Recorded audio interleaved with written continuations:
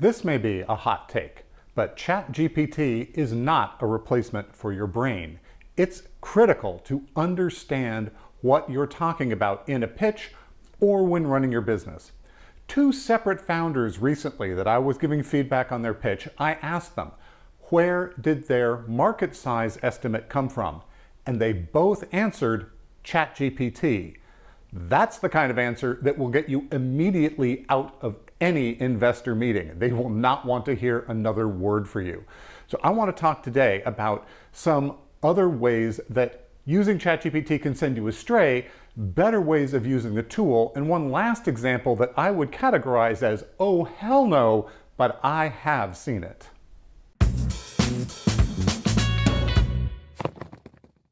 Welcome to Feel the Boot, the science of startups. I'm your host, Lance Cottrell, and I'm here to help you navigate that nearly vertical learning curve you're going to encounter as you launch your business. I know what it's like, I've been there myself, and I've helped countless other founders along their journeys. Now, this episode is part of our Founder Insights series, and you can find the entire playlist up there.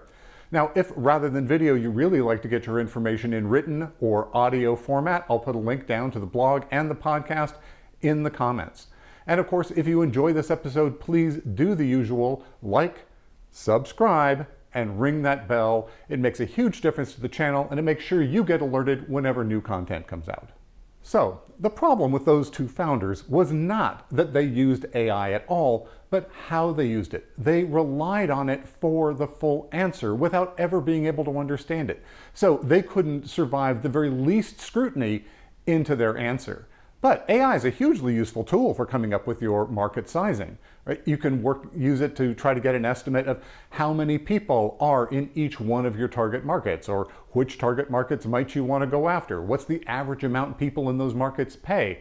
And of course, always asking for citations so that you can check on that information to make sure it wasn't just made up out of whole cloth.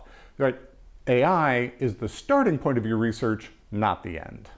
I see a lot of people trying to use ChatGPT or other AIs to build their entire pitch decks from scratch. They give it some quick thumbnail of what their business is about and let it spit out all of the slides and all of the information that they're going to present. This is the worst kind of cargo cult thinking, because it's just going to build this deck based on what other people have done, what has been successful for them and their businesses, mashed into some sort of unidentifiable stew. But it won't have anything to do with your business. You need your deck to reflect your strengths and your superpowers, not some generic set of things that most companies might want to be talking about. Which is not to say you can't use AI to vet your deck. Once you've built out the content, you've written the material, you can then ask the chat, hey, have I missed anything important? Are there aspects that show up in most decks that I haven't talked about? Are my points landing with strength? Do I need to punch up or emphasize anything? Do I have enough numbers in here? Is the length right? Do I have the right amount of text? There's a lot of questions that you can ask the GPT to help you to improve your deck. But you need to be the one to write it, because only you really understand it. And frankly, this also applies to hiring people to write your deck. You can hire people to make it beautiful. Don't hire them to understand and communicate your business. One of the most popular uses for AI right now is writing marketing copy. It's a huge amount of work, and it allows you to get rid of a lot of advertising interns. But for now, it still falls into that uncanny valley where most of us can pretty quickly identify content that's coming from AI, and that just feels fake. As simple as seeing all of those M dashes in the text, or excessive amounts of enthusiasm or chirpiness, ridiculous numbers of emojis inserted into it. There's a lot of tells that let you know this is fake content and it doesn't feel authentic. And we know that more than ever, customers are demanding authenticity from the companies that they want to work with. So rather than saying, here's a story I want to tell, please tell it for me, I encourage you to write a first draft yourself in your voice. It may not be perfect copy, but it will be authentic. Then you can have the AI analyze it and tell you where might you need to punch up a subject line. You're call to action is falling a little bit flat. Maybe you need to rearrange the topics a little bit, or it'll suggest inserting a case study somewhere to help make a stronger argument for the thing you're trying to sell. It can be a fantastic co-pilot as you're building these things, but still maintaining your voice. I've talked to people who argue that it is things like grammatical mistakes and spelling errors and slightly wonky sentence structures that will be the defining characteristic of human-generated content going forward and will be something people look for in the things they read. Another case that I see a lot with AI is doing legal work and contracts. In fact, I've seen tons of startups focused on trying to help attorneys and businesses use AI to reduce their legal expenses. And you can see why. Lawyers are super expensive, but it's also really, really dangerous. We've all seen those scandals where some name attorney, law firm, has submitted briefs to the court that cite non-existent case law. And that's a huge black mark to them. It really pisses off the judges. It blows up the case. You don't want to make that kind of mistake. And these hallucinations happen a lot, right? I recommend using AI to, for example, review your term sheets. Take all the documents you get, dump it in there, and ask it to give you some analysis, to give you some feedback. What's in there? What are the high-level terms? Are there any things that seem out of the ordinary or kooky that maybe you'd miss scanning it? But don't trust it. I was trying this as an experiment recently, and it hallucinated an interest rate on a note that appeared nowhere in the document because that interest rate was typical and would usually show up in documents of this sort, but wasn't actually there. So you do always need to do your due diligence.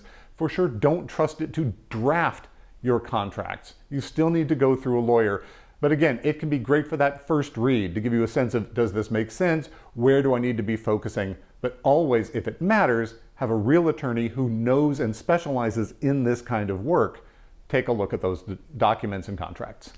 I've seen some founders try to hand off their product strategy and their go-to-market plans.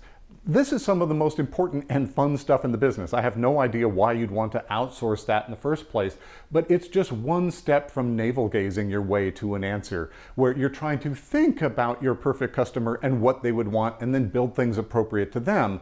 That never works out well. You need to be engaging with those customers, talking to them directly, doing those interviews and surveys, spending time to understand their needs, their constraints, how they buy, why they buy. I've talked about this in a lot of other episodes.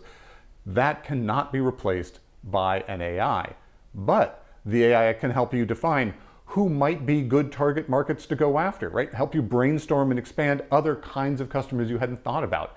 Maybe looking at other use cases you hadn't considered to ask customers about. It can even help you design those surveys and interview questions so you get more value from the discussions you're having with those customers. But at the end of the day, it's the customers that need to drive the process and where you're going, not the AI.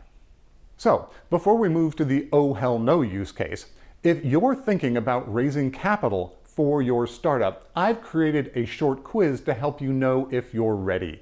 With just a couple of questions, it'll tell you whether you're hitting the most important hurdles to be of interest to early stage VCs and angel investors. It's at ftb.bz/fundable. Put the link up there.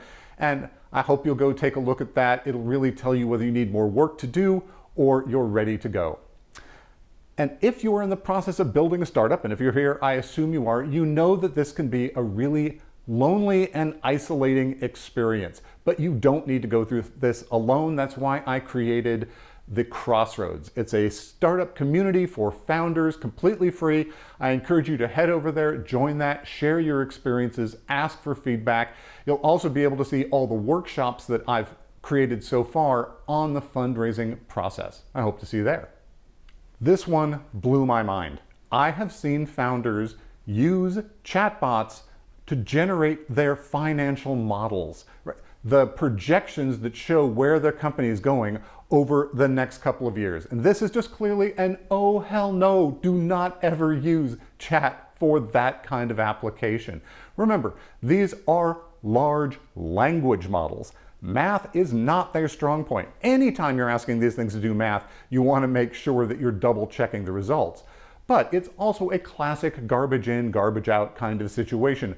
I guarantee you none of these people is taking the time to put every single small assumption that they have into the chat to make sure that it understands all the nuances of your expenses and revenues and cost of customer acquisition costs and advertising expenses, all of those different things that might be going into it, because that's a lot of work. If you were willing to do that much work, it would be easier to just build a simple model in a spreadsheet than to try to convince the chat to take all that information and produce a model that made sense and was actually fixable and that you understood. Because again, the whole point of financial models is less the numbers that they output, because I don't believe them. In 3 years, they're going to be wildly inaccurate because startups, working for so little real root information and all sorts of things are going to happen. You might be high, you might be low, you're not going to be right. But I want to know how you think. I'm going to ask you questions about all the assumptions that went into this model and how you built it and why you built it the way you did. And you won't have good answers if something else built it for you. So whatever you do, don't hand your finances off to ChatGPT. I like to think of AI as a smart young intern. It's fast, it's cheap, and you absolutely need to have lots of oversight and check all of its work. Thanks for watching this episode. I hope you found it useful and interesting, and if you did, please do the usual like, subscribe, ring that bell. If you need help and support along your founding journey, I encourage you to head over to Founder Quest and join the Crossroads community. It's a free community of founders. I hang out there all the time, so if you've got burning questions about your startup journey or fundraising, I'm in there and happy to give you a hand, as well as the other founders are always supporting each other with answers to their questions. Now, this episode talked about a few ways of getting an immediate rejection from investors, like not having a good answer other than I got this information from ChatGPT, but there's a bunch of other reasons why startups get rejected by investors within the first seconds of a review. This episode describes the top ones that will get you instant rejection and how to avoid them. I encourage you to check it out. And until next time, ciao.